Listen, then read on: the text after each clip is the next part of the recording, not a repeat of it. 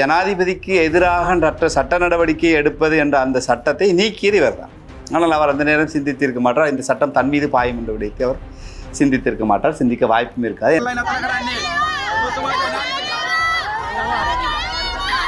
ரணில் விக்ரமசிங்க போட்டியிட்டு தான் ஜனாதிபதியாக முடியாது. இது சந்தர்ப்பம். நான் ஜனாதிபதியாக இருந்தால் எனக்கு ஜனாதிபதிக்குரிய சம்பளமும் கிடைக்கும், பென்ஷனும் கிடைக்கும், ஜனாதிபதிக்குரிய மரியாதையும் கிடைக்கும். இதோடு நான் ஜனாதிபதி என்ற ஒரு பேரை வாங்கிட்டு நான் போய் சேர்ந்துலாம்னா அவர் வந்து சேர்ந்தார். பின் கதவால் வந்தார். அவ்வளோதான். நாங்கள் எதற்காக இவர்களை கைது செய்து எங்களுக்கு புகழ் பெற்றுக் கொள்ளவோ அல்லது எங்களுடைய ஆதரவை பெருக்கிக் கொள்ள வேண்டிய அவசியம் இல்லை. செய்ய வேண்டிய கடமை. அப்போ எப்போதான் இவரை கைது செய்கிறது? ரணில் விக்ரமசிங்கவுடைய கைதிற்கு பின் ஒட்டுமொத்த எதிர்க்கட்சியினரும் ஒரே மேடையில் வந்து அவர்கள் பிரஸ் கான்ஃபரன்ஸ் வைக்கிறார். புதிய ஒரு விடயம். ஆனால் எங்களுடைய தோழர் அன்றகுமார் திசாநாயக்க சொன்னார், உங்கள் எதிர்க்கட்சியை ஒன்று சேர்க்கின்ற வேலையை நான் செய்து தருவேன். செய்து காட்டி. கேரள அவசிய மையம் எந்த விதமான பிரச்சனைகள் இருந்தாலும் 24 மணி நேரத்தில் தீர்வு கிடைக்கும். தொடர்புக்கு 9908165856. லங்கா ஸ்ரீ நேயர்களுக்கு வணக்கம். இன்று ஒரு சிறப்பு நேர்காணல் நிகழ்ச்சியோட நாங்கள் உங்களை சந்திக்கின்றோம். தெரியும், இலங்கையில் இப்பொழுது பரபரப்பாக பிரதான பேசுபொருளாக பேசப்படுகின்ற விடயம்தான் முன்னாள் ஜனாதிபதி ரணில் விக்ரமசிங்க கடந்த வெள்ளிக்கிழமை கைதாகி விளக்கமறியலில் வைக்குமாறு நீதிமன்றம் பிறப்பித்த உத்தரவு. இப்பொழுது இந்த நீதிமன்ற உத்தரவை பலரும் பலவிதமாக பேசி வருகின்றார்கள். ஆனால் ரணில் விக்ரமசிங்கவருடைய ஆதரவாளர்கள் இந்த நீதிமன்றத்தில் வழங்கப்பட்ட தீர்ப்பானது பலவற்ற, அதாவது பலவற்றிலிருந்து எழுதி கொடுக்கப்பட்ட தீர்ப்பு என்று நீதிமன்ற உத்தரவு கொடுக்கப்பட்ட அன்று இரவு நீதிமன்றத்துக்கு வெளியே இருந்து பலர் கூறியிருந்தார்கள். அது எங்களுடைய நாங்கள் களத்திலிருந்து ஒளிப்பதிவு செய்து கொண்டிருக்கும் போது எங்களுடைய கேமராக்களை பார்த்துத்தான் அவர்கள் சொன்னார்கள். ஆகவே நாங்கள் கண்கண்ட சாட்சியாகவே இருக்கின்றோம். அது சம்பந்தமாக இது சம்பந்தமாக தான் நாங்கள் இன்று பேச போகிறோம். நேற்று தினம் NPP சார்பிலே சட்டத்தரணிகள் குழுவினர் இது சம்பந்தமாக விசேட அறிக்கை ஒன்றை வெளியிட்டிருந்தார்கள். இவ்வாறு விமர்சிப்பவர்கள் நீதிமன்ற உத்தரவினை விமர்சிப்பது வந்து நீதிமன்ற தீர்ப்பை அவமதிப்பதற்கு சமமாகவும் அவை சவாலுக்கு உட்படுத்தும் ஒரு செயற்பாடாக இதனை தடுக்க வேண்டும். இதன் காரணமாக முன்னாள் ஜனாதிபதி ரணில் விக்ரமசிங்கவுக்கு பிணை வழங்குவது கூட தள்ளி போகப்படலாம், பிணை வழங்கப்படாது கூட இருக்கக்கூடிய வாய்ப்புகள் இருக்கின்றது. ஆகவே விமர்சிப்பவர்கள் சிந்தித்து விமர்சிக்க வேண்டும் என்ற வகையில் பல கருத்துக்களை கூறியிருந்தார்கள். அவை இது சம்பந்தமாக இன்னும் பல விடயங்கள் இருக்கின்றது. அவற்றையெல்லாம் பேசுவதற்கு நாங்கள் இன்று தயாராக இருக்கின்றோம். வணக்கம் போன்ற எங்களோடு இந்த NPP சார்பில் பேசுகின்ற தஹா ஐன்ஸ்டீன் அவர்கள், கொழும்பு மாவட்ட தேசிய மக்கள் சக்தியின் ஊடக ஒருங்கிணைப்பாளர். வணக்கம். வணக்கம். மிக முக்கியமான கைதொன்று இடம்பெற்றிருக்கின்றது. யாரும் எதிர்பார்க்காத நேரத்திலே இடம்பெற்ற ஒரு சம்பவம் இது. ஆனால் அனைவரும் நினைத்தது அனுர் அரசாங்கத்தில் முதலாவது ஒரு பெரிய கைதாக ராஜபக்ஷக்களில் யாராவது தான் கைது செய்யப்படுவார்கள் என்று எதிர்பார்க்கப்பட்டது. ஆனால் அவர்கள் யாரும் கைது செய்யப்படாமல் முன்னாள் ஜனாதிபதி ரணில் விக்ரமசிங்க ஒரு தனிப்பட்ட வெளிநாட்டு விஜயம் ஒன்றை மேற்கொண்டார், அரச பணத்தை இதில் பயன்படுத்தி இருக்கின்றார் என்ற ஒரு குற்றச்சாட்டுக்கு இப்பொழுது கைதாகி விளக்கமறியலில் வைப்பதற்கு பதிலாக இப்பொழுது வைத்தியசாலையில் சிகிச்சை பெற்று வருகின்றார். இது சம்பந்தமாக அவருடைய ஆதரவாளர்கள் பல்வேறு விமர்சனங்களை முன்வைத்து வருகிறார்கள். இது பலவத்தையில் எழுதி கொடுக்கப்பட்ட, அதாவது JVP NPP காரியாலயத்தில் இது நீதிபதிகளுக்கு எழுதி கொடுக்கப்பட்ட ஒரு தீர்ப்பு முடிவு என்று இப்பொழுது விமர்சிக்கப்பட்டு வருகின்றது. உங்களுடைய இது முதல்ல ஒரு விடயத்தை நான் குறிப்பிடுகின்றேன்.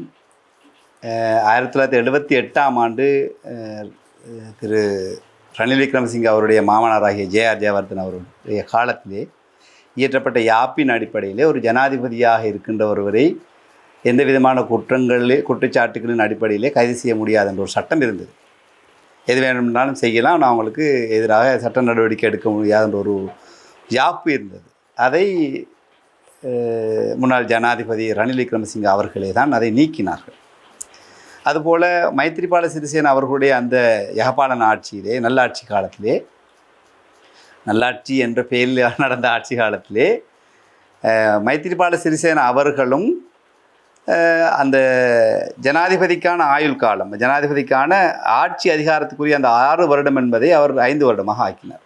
பின்னர் அவரே இந்த 1 வருடத்தை கூட்டிக் கொள்வதற்காக பல முயற்சிகள், பல சட்ட நடவடிக்கைகளுக்கு முற்பட்டார். ஆனால் அவரால் அதில் முடியாமல் போனது.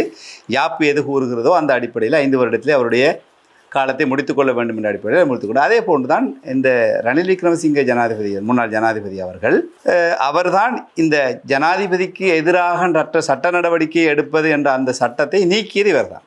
ஆனால் அவர் அந்த நேரம் சிந்தித்திருக்க மாட்டார். இந்த சட்டம் தன் மீது பாயும் என்ற விடயத்தை அவர் சிந்தித்திருக்க மாட்டார். சிந்திக்க வாய்ப்பும் இருக்காது. ஏனென்றால் அவர்கள் அந்த சந்தர்ப்பத்தில் இருந்தது அவர்களுக்கு எதிராக யாரும் நடவடிக்கை எடுக்க முடியாது, சட்டத்துக்கு அப்பாற்பட்டவன் தான் நான் என்ற அந்த மைண்ட் செட்டப்பில் தான் ரணில் விக்ரமசிங்கே அவர் இருந்தார். அவருடைய போக்கு, அவருடைய போங்கு, அவருடைய பாதை, அவருடைய அரசியல் சிந்தனை, அவருடைய பயணம் என்பது அவ்வாறான சிந்தனை.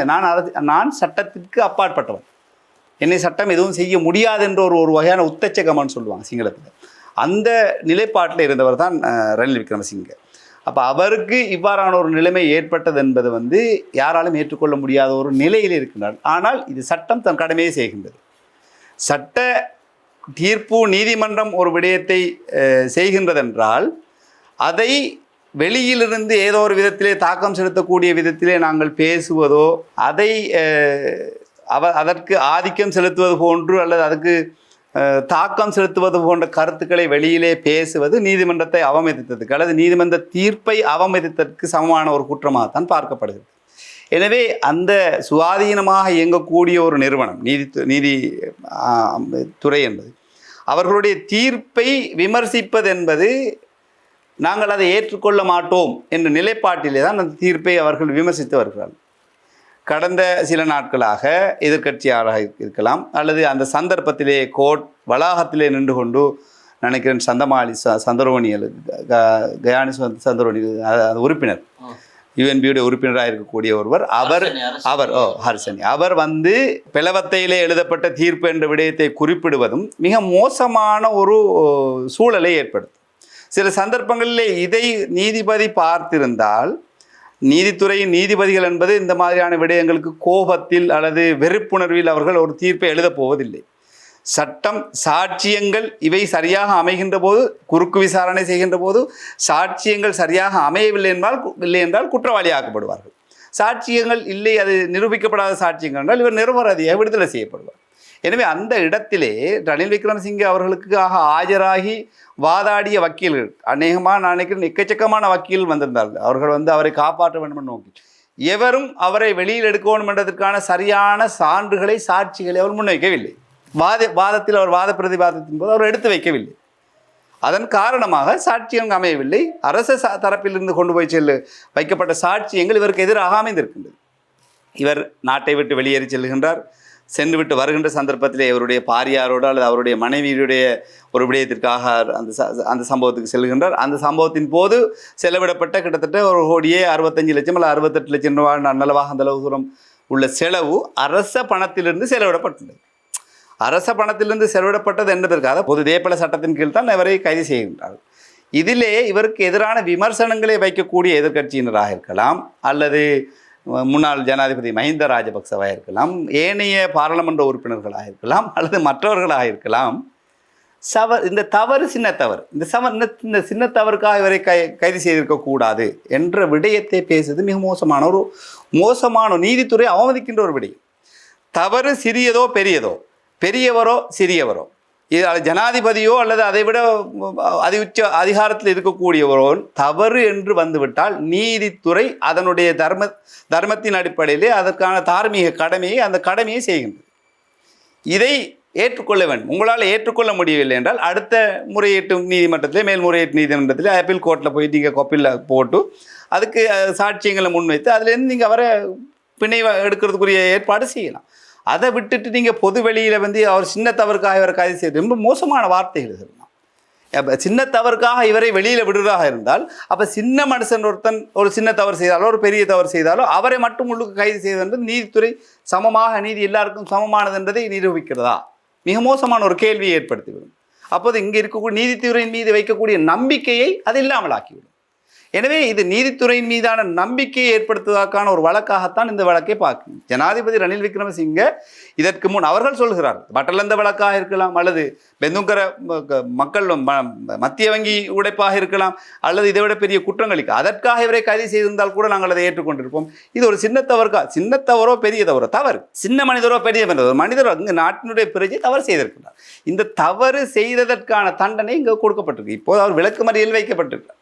அவருக்கான அவகாசம் இன்னும் இருக்குது. அடுத்த கோர்ட்ஸுக்கு அவரை அழைத்து வருகின்ற போது இவருக்கான தகுந்த ஆதாரங்கள், இவர் குற்றவாளி இல்லை என்பதற்கான தகுந்த ஆதாரங்கள், அதற்கான சாட்சியங்கள், அதற்கான வழிமுறைகளை இவருக்கு வாதாடக்கூடிய வக்கீல்கள் எடுத்து வைப்பார்களாக இருந்தால் இவருக்கு பிணை வழங்குவதற்கான வாய்ப்பு இருக்கிறது. இல்லை அதிலேயும் அவர்கள் பிழை விடுவார்களாக இருந்தால் அது அவருக்கு பிணை வழங்காமல் இருப்பதற்கான வாய்ப்பு இருக்குது. ஆனால் அதற்கு இடையிலே இவ்வாறான கருத்து தெரிவிப்பவர்கள், இவ்வாறாக எதிர்க்கட்சியில் இருக்கக்கூடியவர்களும் பொதுவெளியில் இருக்கக்கூடியவர்களும் ஒரு சிலர்கள் தெரிவிக்கக்கூடிய கருத்து என்பது சில சந்தர்ப்பத்திலே நீதிபதியானவர் இவ்வாறான விடயங்களை பார்க்கின்ற போது அவர் சில சந்தர்ப்பத்தில் இது அவருடைய மனோநிலையிலே ஏதாவது பாதிப்பை ஏற்படுத்திவிட்டால் தன்னுடைய தீர்ப்பை இவர்கள் ஒன்று தீர்ப்பை அவர் இல்லை இவர்களுக்கு பிணை வழங்கலாம் என்ற ஒரு முடிவுக்கு வந்து விடலாம்.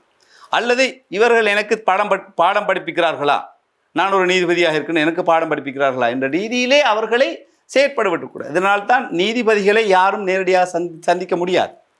இலங்கையில் இருக்கக்கூடிய எந்த ஒரு நாட்டினுடைய நீதிபதிகளையும் பொதுமகன் அவருடைய குடும்பத்தார் தவிர்ந்த பொதுமகன் யாரும் அவரை போய் நேரடியாக சந்திக்க முடியாது. ஏனென்றால் அந்த ஆசாபாசங்கள் சொந்த பந்தங்களுக்கு அப்பாற்பட்டு தான் அவர் தீர்ப்பை எழுதுகிறார்.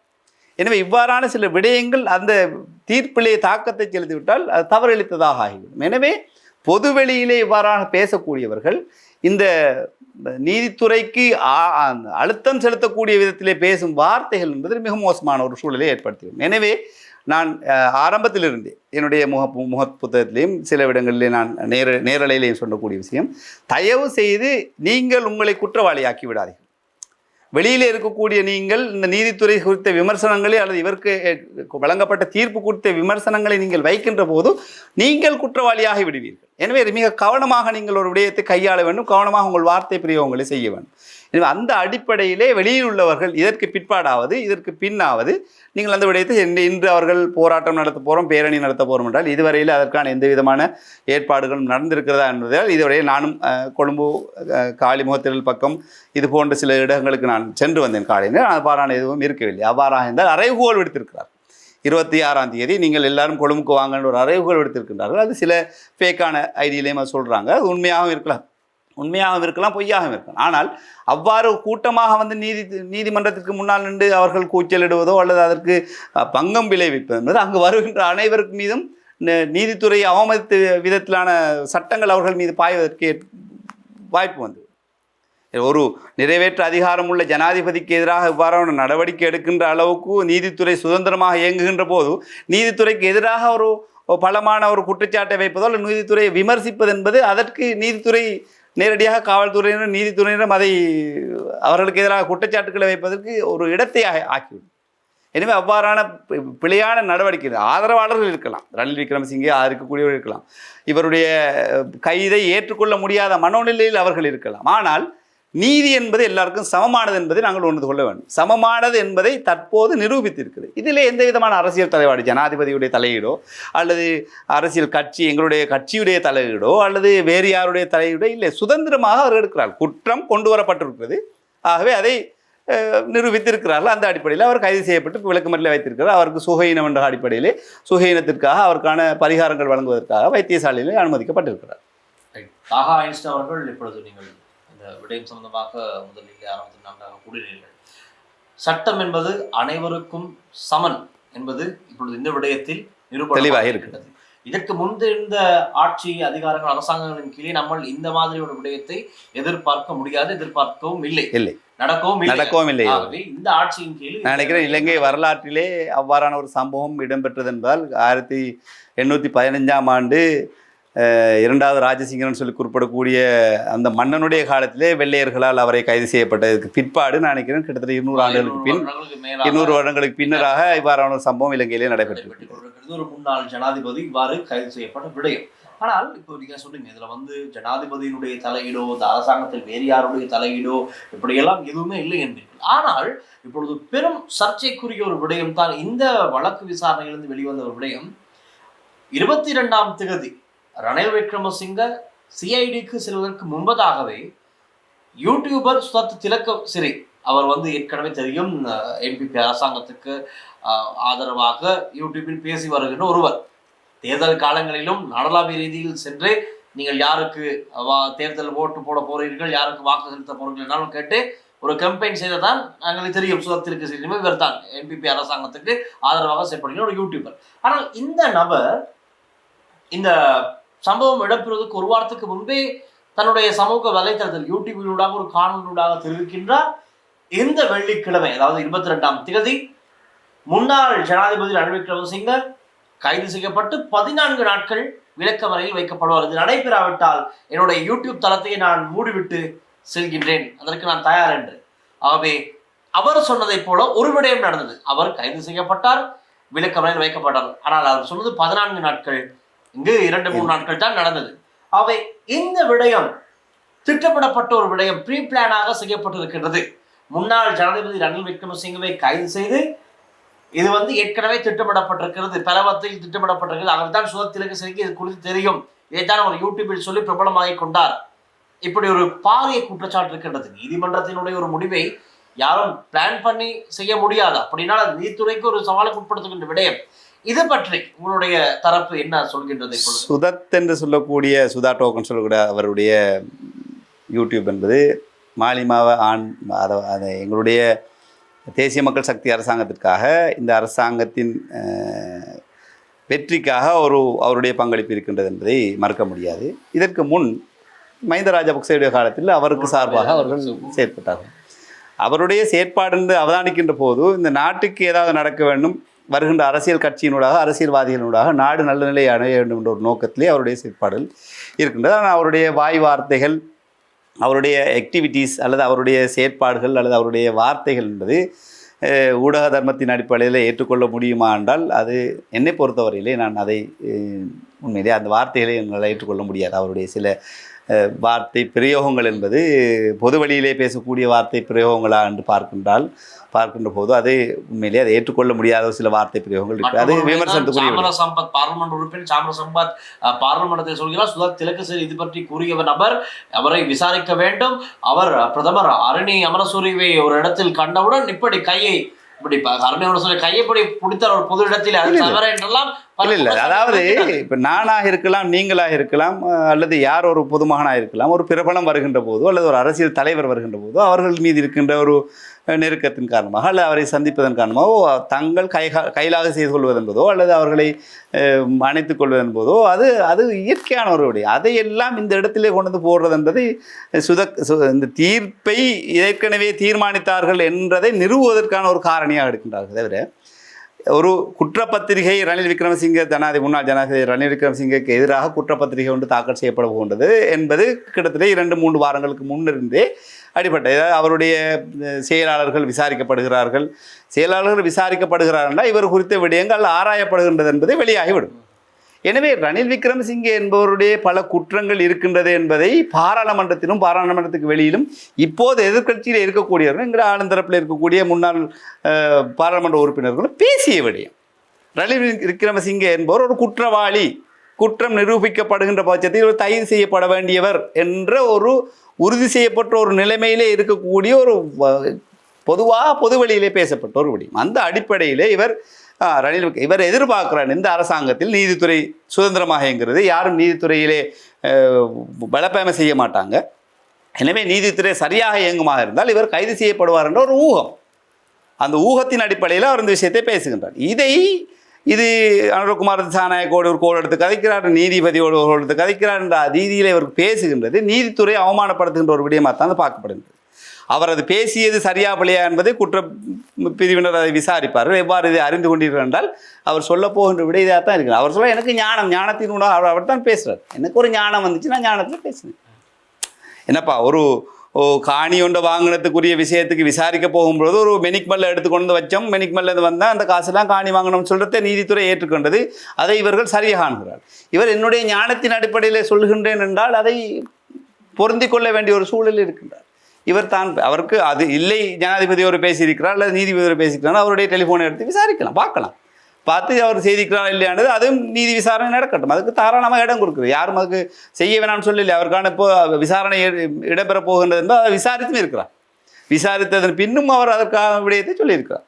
எனவே இந்த தீர்ப்பின் மீது மக்கள் இருக்கக்கூடிய நம்பிக்கை, நீதித்துறையின் மீது இருக்கக்கூடிய நம்பிக்கையை இல்லாமலாக்குவதற்காக இவ்வாறான காரணிகளை அவர்கள் எடுத்து வைக்கிறார்களே தவிர அது ஒரு காரணியாகவோ பிள்ளையாகவோ இருக்க முடியாது. யாராக இருந்தாலும் சுதத் என்பவர் பொதுவெளியிலே அவருடைய மீடியாவின் ஊடாக அந்த விடயத்தை தெளிவுபடுத்தியிருக்கிறார். ஆனால் ரணில் விக்ரமசிங்கே அவர்களை கோர்ட்ஸுக்கு கொண்டு போகும்போதே பலர் பொது வழியில் நீங்கள் அவருக்கு முன் நீங்கள் வெளிசார்த்திருப்பீர்களா என்று இந்த விடயத்தை சொல்லியிருப்பார். ரணில் விக்ரமசிங்கே சில நேரம் கைது செய்யப்படலாம், இது சுதத் கைது செய்யப்படுவார் என்று சொன்னதை அவர் லாம் என்று போட்டிருந்தாருன்னா முடிச்சிருக்காது. அவர் உறுதியாக அவர் எதிர்பார்க்கிறார் கைது செய்யப்பட வேண்டும், குற்றவாளிகள் கைது செய்யப்பட வேண்டும் என்ற அந்த உறுதியான எண்ணப்பாட்டில் அவருடைய வார்த்தை வெளிப்பாடுகள் வந்திருக்கிறது. ஆனால் அவர் அது பேசியது நீதித்துறையை அவமதிக்கக்கூடிய ஒரு விடயமாக இருந்தால் நிச்சயமாக அவருக்கு தண்டிக்கப்பட வேண்டிய, அது விசாரிக்கப்பட வேண்டிய ஒரு விடயமே தான். இப்போ இப்படி ஒரு விடயம் இருக்கின்ற தானே இன்னும் ஒரு குற்றச்சாட்டு தான் இது விமர்சனம். முன்னாள் ஜனாதிபதி ஒருவருக்கான மரியாதையை இந்த அரசாங்கம் இல்லாமல் செய்திருக்கின்றது. முன்னாள் ஜனாதிபதி 2000, ஆனால் இவர்களுக்கு கூறுகின்ற பிரதான கருத்தை தான் 2022 நாட்டை யாரும் பொறுப்பெடுக்காத அனைவரும் பின்வாங்கிய தருணத்திலே நான் இந்த நாட்டை மீட்டு தருவேன் என்று முன் வந்த அதை எதிர்த்தரப்பு இப்படி செய்து விட்டார்கள். எதிர்த்தரப்புவாதிகள் வைக்கின்ற ஒரு வாதமாக பார்க்கின்றோம் நாங்கள். ஆனால் நான் ஒரு வாதத்துக்கு சொல்கின்றேன். யாரும் பாரம் எடுக்காத நிலையிலே நான் பாரம் எடுக்கிறேன் அவர் பாரம் எடுத்தார். ஆனால் அதை பாரம் எடுக்க சொல்லுகின்ற நேரம் கோட்டாபய அரசாங்கம் என்னென்ன கண்டிஷன், கிட்டத்தட்ட 11-12 கண்டிஷனை வச்சாங்க. அவர்களை பாதுகாக்க வேண்டும், கோட்டாபய பாதுகாக்கப்பட வேண்டும் என்ற கண்டிஷன் எல்லாம் வைக்கப்பட்டது. அது சஜித் பிரேமதாஸ் அவர்களே பேசியிருக்கிறார். பாரம் எடுக்கிறதுக்கே சஜித் பிரேமதாஸ் பாரம் எடுக்கவும் இல்லை, அனுகுமார் திசாநாயக் அவர் பாரம் எடுக்கவும் இல்லை, தோழர் அவர் எடுக்கவும் அவர்களை பாதுகாக்க வேண்டும். அந்த கண்டிஷனுக்கு கேளாது. நாட்டை பாதுகாக்க வேண்டும் என்ற அடிப்படையில் ஏதாவது ஒரு கண்டிஷனை போட்டிருப்பாங்களே, அதை எடுத்திருக்கலாம். ரணில் விக்ரமசிங்கே போட்டியிட்டு தான் ஜனாதிபதியாக முடியாது, இது சந்தர்ப்பம். நான் ஜனாதிபதியாக இருந்தால் எனக்கு ஜனாதிபதிக்குரிய சம்பளமும் கிடைக்கும், பென்ஷனும் கிடைக்கும், ஜனாதிபதிக்குரிய மரியாதையும் கிடைக்கும், இதோடு நான் ஜனாதிபதி என்ற ஒரு பேரை வாங்கிட்டு நான் போய் சேர்ந்துலாம்னு அவர் வந்து சேர்ந்தார். பின்கதவாட வந்தார், அவ்வளோதான். போட்டியிட்டு அவர் வந்திருக்கிறதா என்றால் மிக முக்கியமான ஒரு ஆட்சி மாற்றம் தான் ராஜபக்ச காலத்திலிருந்து 2015ஆம் ஆண்டு நல்லாட்சி காலம். அந்த நல்லாட்சி காலத்திலே ரணில் விக்ரமசிங்கே நீங்கள் போட்டியிட வேண்டாம் என்று சகலரும் அவரை நிறுத்தித்தான் மைத்திரிபால சிறிசேனையை நிப்பாட்டினார். ஏன் அந்த நேரம் ரணில் விக்ரமசிங்கே நிப்பாட்டிருக்கலாம், அவர் தான் புத்திசாலி, அவர் தான் எல்லா விதத்திலுமே தகுதியானவர் என்றால் அவரை நிறுத்தி வெல்ல வைத்திருக்கலாம். ஆட்சி மாறப்போகிறது என்ற அடிப்படை இருக்கின்ற சந்தர்ப்பத்திலே மைத்திரிபால சிறிசேனை இல்லாமல் அவர் நிப்பாட்டியிருக்கலாம். இல்லை, அவர்தான் என்பதை இன்னமும் சித்தரிக்க வலிக்கிறார்கள். இதில் அவர் இல்லாமல் இப்போது நாங்கள் எவ்வளவு விடயங்களை சாதித்திருக்கோம். ரணில் விக்ரமசிங்கே எந்த விதமான கருத்துக்களோ அல்லது எந்த விதமான அவருடைய விடயங்களையோ நாங்கள் கையில் எடுக்காமல் இந்த அரசாங்கம் 10 மாதத்துக்குள் IMF உடைய கடனை மீண்டும் செலுத்தும் அளவுக்கு நாங்கள் திரைசேரியிலே எங்களுடைய திரைசேரியை நிறுத்தி வைத்திருக்கிறோம். அது எங்களுடைய தியாகங்கள். எங்கே இருக்கக்கூடிய 150 பேரில் கிட்டத்தட்ட 60-70 பேருக்கு வாகனங்கள் இதுவரை வழங்கப்படவில்லை. அர்ஜுனாவும் அண்மை காலத்தில் அதை பேசியிருந்தார். தன்னிடம் வந்து சொல்லுகின்றார்கள், எங்களுக்கு வாகனம் தருவதற்காக நீங்கள் பேசுங்கள் என்ற அடிப்படையில் பேசியதாக. அது அர்ஜுனாவுடைய வார்த்தையை நம்புறதே எங்களுக்கு தெரியாது. ஆனால் அவர் அப்படி பேசியிருக்கிறார். நாங்கள் வாகனங்கள் வழங்கப்படாத நிலையிலே அவர்கள் தியாகத்திற்கு மத்தியிலே அவர்களுடைய சம்பளங்கள், அவருடைய கொடுக்கப்படுகின்ற டீசலுக்கு கொடுக்கப்படுகின்ற அனைத்தையுமே அவர்கள் இழந்து தியாகம் செய்து இந்த நாட்டினுடைய கடனை அடைப்பதற்காக இருக்கக்கூடிய ஒரு நிலையில் இருக்கக்கூடியவர்களால் எங்களுடைய அரசாங்கத்தில் அவ்வாறான நிலையில் நாங்கள் IMF கடனை இதில் ரணில் விக்ரமசிங்கே ஏதாவது ஒரு விஷயத்தை ஆதிக்கம் செலுத்துகிறதா இல்லையே? ரணில் விக்ரமசிங்கவால் தான் நாங்கள் அந்த கடன் அடைக்கிறதுக்கு ரெடி ஆகிறோமா? கடனாளியாகி வச்சிருக்கக்கூடிய நாட்டை ஒரு அரசு எங்களுடைய தொடர் அவருடைய ஆளுமையின் அடிப்படையில், அவருடைய திட்டத்தின் அடிப்படையில் அழகான முறையில் நாங்கள் கடனை செலுத்தும் அளவுக்கு வந்திருக்கணும். எனவே ரணில் விக்ரமசிங்கே ஒருவரால் தான் இதை செய்ய முடியும் என்றால் மற்றவர்களே என்ன பிலாங்கியா, அவங்க சும்மா சைபர் அவங்க இல்லையே, பூச்சியம் அவங்க. ஒரு கூட்டு முயற்சியில் தான் ஒரு நாட்டுடைய விடயத்தை கொண்டு செல்ல முழுமையாக அத்தனை பேருடைய கிரெடிட்டையும் தூக்கி ரணில் விக்ரமசிங்கே கொடுக்குறது பிள்ளையான ஒரு வார்த்தை. அப்படி அல்ல. ரணில் விக்ரமசிங்கே இல்லாட்டி அவர் செத்து போயிட்டான்னு சொன்னால் அடுத்தவங்க ஒரு வாதத்துக்கு சொல்லுது. அவருடைய மரணம் ஏற்பட்டு விட்டால் அதுக்கு அடுத்தவர் தான் அதை செய்ய வேண்டும். அவர் ஆட்சியிலிருந்து இறக்கி விட்டார்னா அதுக்கு அடுத்தவர் கொண்டு செய்ய வேண்டியது. நேற்றைய தினம் எங்களுக்கு தெரியும் லங்காஸ்வின் ஊடுருப்பு நிகழ்ச்சியில் அசாத் சாலி அவர்கள் கலந்து கொண்டிருந்தார். அவர் இந்த நேர்காணலில் பொதுவாக கூறிய விடயம் தான். அவர் அவ்வளவு பேசியிருந்தாலும் பொதுவாக அவருடைய கருத்தில் எடுத்துக்கொள்ள வேண்டிய விடயம், அனுர அரசாங்கம் ரணில் விக்ரமசிங்கவை கைது செய்து பிரபலியத்தை பெற்றுக்கொள்வதற்காக, ஐயோ இதென்ன பெற்றுக்கொள்வதற்காக நானும் அந்த காணொலியை ஊடறுப்பிலே நானும் அதை காணேன். எங்களுக்கு பிரபல்யம் அடைய வேண்டியதோ பிரசித்தி அடைய வேண்டிய அவசியம் இல்லை. மக்கள் எங்களுக்கு ஆணை தந்திருக்கிறார்கள். 159 உறுப்பினர்கள் எங்களுக்கு ஜனாதிபதியுடைய அதிகாரத்தை தந்திருக்கிறார்கள், பாராளுமன்ற அதிகாரத்தை தந்திருக்கிறார். போதாக்குறைக்கு எங்களுக்கு இப்போ உள்ளூராட்சி மன்ற சபையில் நகரசபையுடைய அதிகாரத்தை எங்களுக்கு தந்திருக்கின்றார். தேர்தல் ஒன்றன் பின்னாக கிட்டத்தட்ட 4 மாத காலங்களுக்குள்ளே இடம்பெற்றது. அதிகாரத்தை தந்திருக்கக்கூடிய மக்கள் இருக்கின்ற போது இந்த அதிகாரங்களுக்கு கிட்டத்தட்ட 5 வருட காலங்களுக்கு இருக்கிறது. நாங்கள் எதற்காக இவர்களை கைது செய்து எங்களுக்கு புகழ் பெற்றுக்கொள்ளவோ அல்லது எங்களுடைய ஆதரவை பெருக்கிக் கொள்ள வேண்டிய அவசியம் இல்லை. செய்ய வேண்டிய கடமை. அப்போ எப்போ தான் இவரை கைது செய்கிறது? இவரை கைது செய்ய சரி நாங்கள் செய்ய இது கடைசி 5வது வருடத்தில் கைது செய்தால் அடுத்த தேர்தலுக்காகன்னு சொல்லுவாங்க. இப்போ கைது செய்யணும்னா நாங்கள் எங்களுக்கு ஆதரவு எழுந்துட்டு ஆதரவுக்கான இவங்க அதை சொல்கிறது ஒரு பொய்யான வாதம், மிக பிழையான பொய்யான வாதம். அவருடைய சில விடயங்களையும் குறிப்பிடுகிறார். அவருடைய சில சந்தர்ப்பங்கள் அவர் பேசுகின்ற விடயம் என்பது அந்த அந்த நீதித்துறைக்கு ஆதிக்கம் செலுத்துகின்ற அழுத்தம் செலுத்துகின்ற விதத்தில் சில வார்த்தை பிரயோகங்கள் இருக்கிறார். அவர்கள்லாம் மிக அவதானமாக இருக்க வேண்டியவர், ஏற்கனவே குற்றச்சாட்டுகள் உள்ளவர்கள். இப்போ இது பேசினதுக்காக தான் என்ன கைது செய்ய வராங்கன்னு சொல்கிறார். பியூமி சந்தமாலியா அவருடைய அந்த கொடுக்கல் வாங்கல் விடயத்திலே அவருக்கு எதிராக குற்றச்சாட்டுகள் வைக்கப்பட்டது. இதற்கு முன் அவர் இந்த ஈஸ்டர் குண்டு தாக்குதலின் போது புத்தளத்திலே இந்த இருவரை அவர் விடுவிக்க சொன்னதாக சொல்லி அவருக்கு எதிராக அது குற்றமற்றவராக விடுவிக்கப்பட்டிருக்கிறார். இவ்வாறு பல குற்றச்சாட்டுகள் அவர் ஈடுபட்டு இவருடைய குற்றச்சாட்டுகள் ஏதாவது வரும் விசாரிக்கப்பட்டு தேடப்பட்டால் நான் அன்று அவ்வாறு பேசியதுக்காக ரணில் விக்ரமசிங்கே பேசியதுக்காக தான் என்னை கைது செய்கிறான்னு நாளைக்கு பேசுவாங்க. அப்படியே இல்லை. எதிர்க்கட்சியினர் இதுவரை காலமும் இந்த நாடு வீழ்ச்சி அடைந்து பொருளாதார ரீதியில் மக்கள் தின்ன வழியில் மருந்து குடிக்க வழியில் மருந்து இல்லாத நிலைமையில் இருக்கக்குள்ள ஒன்று சேருங்கள். ரணில் விக்ரமசிங்கவே கூறினார், நாங்கள் கட்சி வேதங்களை மறந்து எதிர்ப்புகளை மறந்து குரோதங்களை மறந்து ஒன்று சேர்ந்து நாட்டை கட்டியிருப்போம், வாங்க வந்து சேருங்கன்னு சொல்லி கூறினார். குறைந்தபட்சம் அவருடைய கட்சியில் இருக்கக்கூடிய சஜித் பிரேமதாசா கூட அவர்கள் சேரவில்லை. ஆனால் ரணில் விக்ரமசிங்கேயுடைய கைதிற்கு பின் ஒட்டுமொத்த எதிர்க்கட்சியினரும் ஒரே மேடையில் வந்து அவர்கள் ப்ரெஸ் கான்ஃபரன்ஸ் வைக்கிறார். புதிய ஒரு விடயம். ஆனால் எங்களுடைய தோழர் அன்றகுமார் திசாநாயக்க சொன்னார், உங்கள் எதிர்க்கட்சியை ஒன்று சேர்க்கின்ற வேலையை நான் செய்து தருவேன், செய்து காட்டினேன். அதை கூட நாங்கள் மேடையிலே பேசினோம். நாங்கள் எதிர்க்கட்சியில் இருக்கிறாங்களாம் பிரிஞ்சு கிடக்கிறீங்க, உங்களை ஒன்று சேர்த்து காட்டுறோம்னு சொல்லியிருந்தா ஒன்று சேர்த்து அவருடைய வார்த்தை அவ்வாறே ஒரு மேடையிலே பார்க்கக்கூடியதாக இருக்குது. அதிலே பேசி கிட்டத்தட்ட 50 பேர். நான் ஸ்ரீதரன் தமிழ் தேசிய கூட்டமைப்புடைய ஸ்ரீதரன் எம்பி பாராளுமன்ற உறுப்பினர் ஸ்ரீதரனை தவிர மற்ற அனைவருமே ரணில் விக்ரமசிங்கவுடைய கைது. அதிலே கிட்டத்தட்ட 90% அதில் அந்த இடத்துல இருந்து 90% பல குற்றச்சாட்டுகளின் அடிப்படையிலே கைது செய்யப்பட வேண்டியவர்களாக இருக்கக்கூடியவர், பல குற்றச்சாட்டுகள் ஊழல் குற்றச்சாட்டுகளில் ஈடுபட்டவர்கள் என்ற அடிப்படையிலே அடையாளப்படுத்தப்பட்டவர்கள் அந்த இடத்துல ஒன்று சேர்ந்திருந்தார். எனவே நாளை அவர்களுக்கு எதிரான குற்றச்சாட்டுகள் குற்றப்பத்திரிகைகளை வைக்கின்ற போது நாங்கள் என்று ரணில் விக்ரமசிங்கேக்கு ஆதரவாக நாங்கள் ப்ரெஸ் கான்ஃபரன்ஸ் வச்சதால் தான் என்னை கைது செய்கிறார்கள் கதைக்க முடியாது. அவர்கள் ஏற்கனவே இப்போ ஒரு புது வழக்குமே போடலையே. இதெல்லாம் ஏற்கனவே பேசப்பட்ட வழக்கு. நாங்கள் ஆட்சிக்கு வரும் முன் இவர்கள் மீது குற்றச்சாட்டு வைக்கப்பட்ட விடயங்கள். ஆட்சிக்கு வர்றதுக்கு முன் நாங்கள் ஏற்கனவே தேர்தல் மேடையிலே அதைத்தான் நாங்கள் மக்களிடம் சொன்னோம். கைது செய்யப்படுவார்கள், யார் இன்னெல்லாம் கைது செய்யப்படுவோம் என்ற விடயத்தில் அடுக்கிட்டு போனாதான் இப்போ கைதுகள் நடக்குது. சொன்னதை செய்துட்டு இருக்கிறோம். அதாவது மக்களுக்கு எந்த வாக்குறுதி வழங்கினோமே, எதை நாங்கள் அவர்களுக்கு வாக்குறுதியாக வழங்கினோமோ அந்த விடயம் இப்போது நடக்கின்றது. இது ஜனாதிபதியினுடைய செல்வாக்கிலோ அல்லது ஜனாதிபதியினுடைய ஆதிக்கத்திலோ நடக்கின்ற விடயமில்லை. நீதித்துறையும் காவல்துறையும் புலனாய்வுத்துறையும் அவர்கள் சுதந்திரமாக இயங்குகிறார்கள். இதற்கு எதிரான நடவடிக்கைகள் எடுக்கப்படுகிறது, தீர விசாரிக்கின்றார்கள். அதற்கான குற்றங்களை நிரூபிக்கக்கூடிய சாட்சிகளை ஒருங்கிணைத்து கொண்டு குற்றப்பத்திரிகை வைக்கின்றார்கள். அதுக்காக சாட்சியங்கள் சரியாக அமைக்கின்ற போது கைதுகள் இடம்பெறுகின்றது. இதற்கு பின் அவர்களுக்கு பிணை வழங்கப்படும். அவர்கள் தாங்கள் குற்றமற்றவர்கள் என்ற அடிப்படையிலே அவர்கள் அதை நிரூபிப்பதற்கான சாட்சியங்களை வைக்கின்ற போது அவர்கள் வெளியில் வருவதற்கான வாய்ப்புகள் இருக்கு. இல்லாமல் போனால் அவர்களுக்கு இருப்பதற்கான வாய்ப்புகள் இருக்கின்றது. இப்போ இப்படி இருக்கின்ற நேரத்தில் தான் அரசு தரப்பில் இருக்கின்ற ஒரு சில முக்கிய அமைச்சர்கள் மீதும் ஒரு சில குற்றச்சாட்டுகள் இப்பொழுது பதிவாகி வருகின்றது. நினைக்கின்றேன் மஹிந்த ஜெயசிங்க, வசந்த சமரசிங்க, ரஞ்சன் ஜெயலால் ஆகிய மூவருக்கும் ஒரு இடம் சம்பந்தமான மோசடி ஒன்று தொடர்பு இருப்பதாக சொல்லப்படுகின்றது பிரதான ஊடகங்களை கூட. இப்போ இந்த அரசாங்கத்தில் இவர்களுக்கு எதிராகவும் விசாரணை நடைபெறும், நிச்சயமாக நடைபெறும். அது உதாரணத்துக்கு சொல்லுகின்றேன்.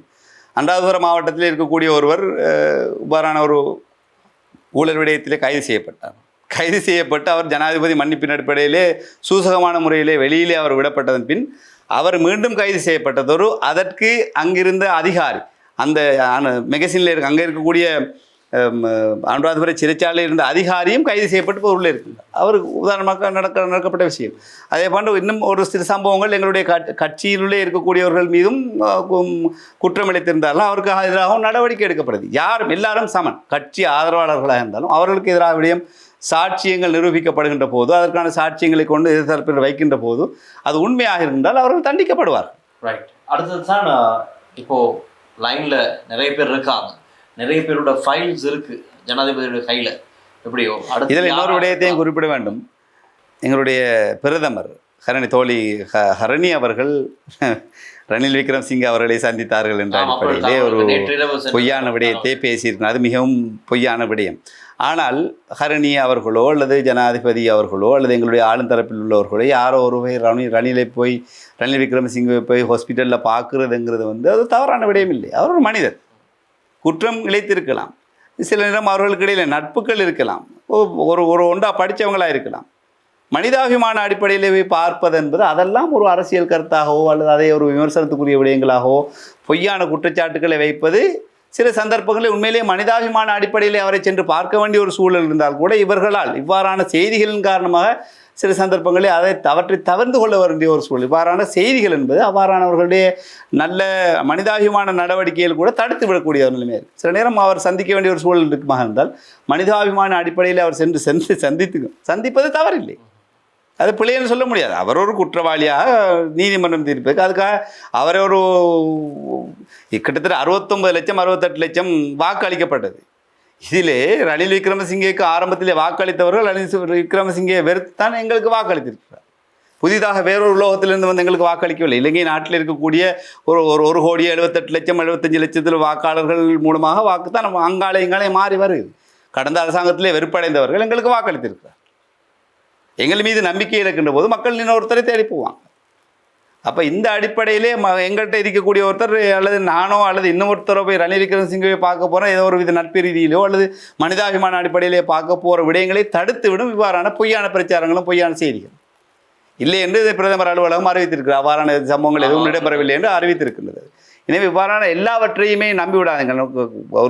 ஒரு பொய் பிரச்சாரம் என்பதை பகிர்கின்றவர்களும் சரி, இதெல்லாம் உங்களுடைய நடவடிக்கைகளை எதிர்காலத்தில் உங்களுடைய இணையதளங்கள் மீது தேவையற்ற சட்டங்கள் பாய்கின்ற அளவுக்கு இடம்பெற்றுவிடும். இதை கவனமாக ஒரு விடயத்தை செயற்படுங்கள் என்று நான் மிக பணிவோடு இதை பார்க்கின்றவர்கள் கேட்டுக்கொள்கிறேன். நிச்சயமாக. இப்போ இது சம்பந்தமாக நேற்று தினம் அமைச்சர் விமல் ரத்நாயக் கூட ஒரு நல்ல விளக்கத்தை கொடுத்திருந்தார். ரணில் விக்ரமசிங்கே ஒரு சிறிய குற்றச்சாட்டில் தான் உள்ளே சென்றிருக்கின்றார், அது உண்மைதான். ஆனால் அவர் 40 வருடங்களுக்கு முன்பே கைது செய்யப்பட வேண்டிய ஒரு நபர். 77க்கு பின்னர் நடந்த கலவரங்கள், யுத்தம், அதிலிருந்து கொல்லப்பட்டவர்கள், பட்டலந்த வதை முகாம், இப்படி பல குற்றச்சாட்டு. பட்டலந்த வதை முகாமுக்கு இன்னும் உயிரோடு இருக்கின்றார்கள், சாட்சியம் தாரத்துக்குரியவங்க இருக்கிறாங்க, புத்தகமே வெளியிட்டிருக்கின்றார்கள். ரணில் விக்ரமசிங்கோடைய பெயரை குறிப்பிட்டு கைதாகி சிறைச்சாலையில் இருக்கின்ற சந்தர்ப்பத்திலே ஒரு புத்தகம் வெளியிட்டும் இருக்கிறார். அதிலே அந்த வதை முகாமிலே வதையாளியாக குற்றவாளியாக இருந்தவர் அல்ல, வதை செய்த ஒரு இராணுவ வீரரும் அந்த இடத்துல அவர் புத்தகம் வெளியிட்டார். குறிப்பாக ரணில் விக்ரமசிங்கே அவருடைய பெயர் இருப்பார். சாட்சியம் சொல்வதற்கு இன்னும் நிறைய பேர் இருக்கின்றார்கள்.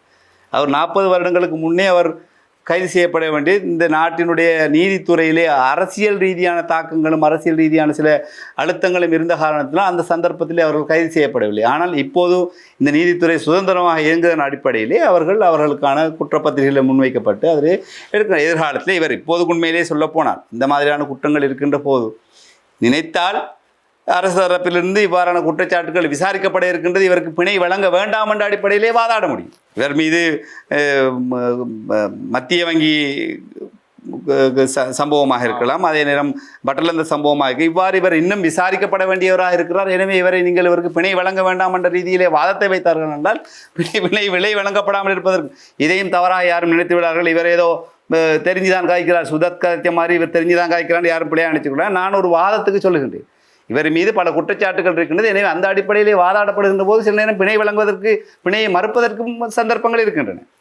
இறுதியாக கேள்வி, இப்போ நாளைய தினம் ஒரு மாபெரும் போராட்டம் நீதிமன்றத்துக்கு முன்பாக செய்வதற்கு எதிர்கட்சியினின் ஆதரவாளர்கள், குறிப்பாக ஐக்கிய தேசிய கட்சி ரணில் விக்ரமசிங்கனுடைய ஆதரவாளர்கள், அது மாத்திரமல்லாமல் ஏனைய எதிர்கட்சிகளின் ஆதரவாளர்கள் ஒன்று திரட்டி கொழும்பில் ஒரு ஆர்ப்பாட்டம் செய்ய தயாராகி வருகின்றார்கள். அதற்காக இப்போ சமூக வலைத்தளங்களில் பல கேம்பெயின் சென்று கொண்டு இருக்கின்றனர்.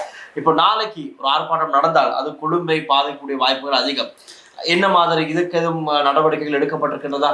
இல்லை, இது அவர்களுக்கு ஆர்ப்பாட்டம் செய்வதற்கும் பேரணிகள் நடத்துவதற்கும் இலங்கை சட்டத்தின் அடிப்படையிலே அவர்களுக்கு தாராளமாக இடம் இருக்கின்றது. ஆனால் அங்கு பாவிக்கப்படுகின்ற வார்த்தை பிரயோகங்கள், அதிலே பேசப்படுகின்ற விடயங்கள் நீதித்துறையை அவமதிக்கின்ற விதத்திலே, நீதித்துறைக்கு அழுத்தம் செலுத்துகின்ற விதத்திலே ஏதாவது வார்த்தை பிரயோகங்கள் செய்தால் அந்த இடத்திலே போலீசார் சட்டத்தை பிரயோகிப்பார்கள்.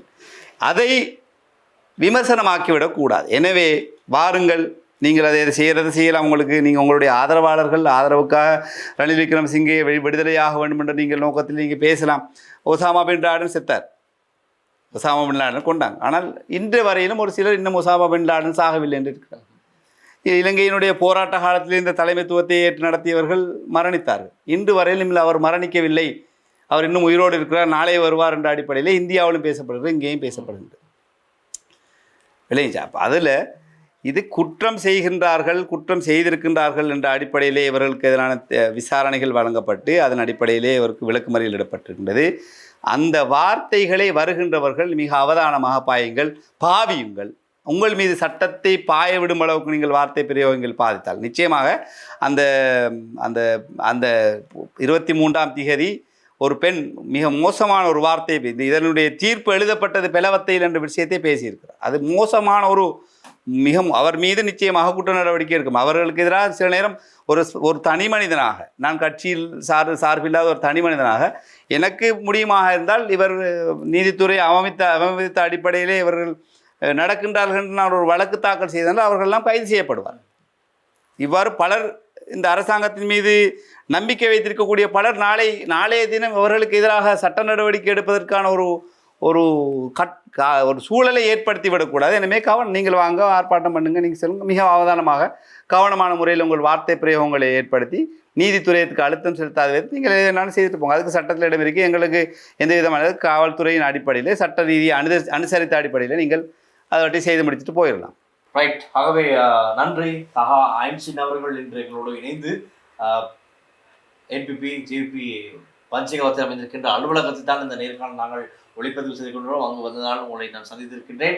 ஆகவே இன்று இந்த இடத்தில் வைத்து நீங்கள் கூறிய விடயங்கள் உண்மைக்குமே இன்று சமூகத்தில் பேசப்படுகின்ற கேள்வியாக இருக்கின்ற பல விடயங்களுக்கு நல்ல ஒரு தெளிவாக இருக்கும் நான் நம்புகின்றேன்.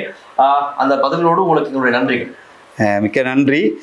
நான் அடிக்கடி சொல்லக்கூடிய விடயம்தான், இவ்வாறான பிழையான தவறுதலான புரிதல்களை கொண்டிருக்கக்கூடிய பொதுஜனங்களுக்கு தெளிவான விடயங்களை வழங்குவதற்கு, அவற்றை தெளிவுபடுத்துவதற்கு எனக்கு சந்தர்ப்பம் அளித்ததற்கு லங்காசிரி ஊடகத்திற்கும் அதே நேரம் இங்கே ஒளிப்பதிவாளர்கள் இருக்கக்கூடியவர்களுக்கும் திலுக்ஷன் உங்களுக்கும் நன்றியை தெரிவித்துக் கொள்கிறேன். நன்றி. ஆகவே அந்த தகவல்களோடு நாமும் இன்றைய இந்த காணொலியை நிறைவு செய்து கொள்கின்றோம். மீண்டும் மற்றும் ஒரு சிறப்பு காணொலியினூடாக பல சுவாரஸ்யமான தகவல்களோடு நாங்கள் உங்களை சந்திக்க தயாராக இருக்கின்றோம். பார்ப்பதற்கு நீங்களும் என்றும் போல் தொடர்ந்தும் லங்கா ஸ்ரீயுடன் எழுதுங்கள் என்று கூறிக்கொண்டு நான் விடைபெறுகின்றேன். ஒளிப்பதிவாளர் விஜயகுமாருடன் நான் டில்ஷன் வில்சன். நன்றி, வணக்கம். கேரள அவசிய மையம் எந்தவிதமான பிரச்சனைகள் இருந்தாலும் 24 மணி நேரத்தில் தீர்வு கிடைக்கும். தொடர்புக்கு 9908165856.